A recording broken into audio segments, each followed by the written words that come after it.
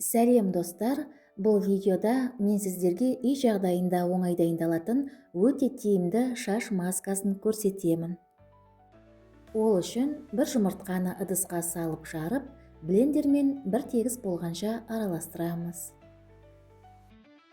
Жұмыртқа шаштың тез өсуіне көмектеседі, майлы шашты реттейді, шаштың түсуін азайтады және құрғақ және сыңғыш шашты қалпына келтіреді. Шашыңызды жылтыратады. Енді бізге масканың әсерін күшейту үшін біраз қасық бал және біраз қасық кокос майын қосуымыз керек. Балдың шашқа пайдасы шашты терең ылғалдандырады, шашты жұмсартып жылтыр береді, шаштың түсуін азайтады және қышу мен қайызғаққа қарсы әсер етеді. Ал кокос майы шашты терең қоректендіреді.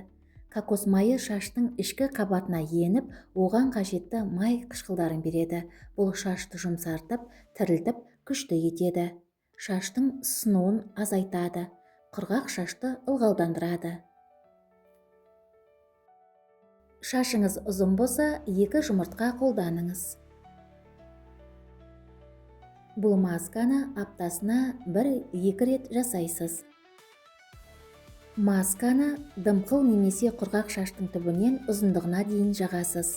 Басыңызды пакет қалпақпен жауып, үстінен орамалмен орап қоясыз. Масканы 30 минут ұстайсыз. Соңынан жылы сумен және жұмсақ жақсы сусабынмен жақсылап бірнеше рет жуасыз. Видео рецепті көргеніңізге рахмет. Сізге денсаулық, жастық және сұлулық тілеймін.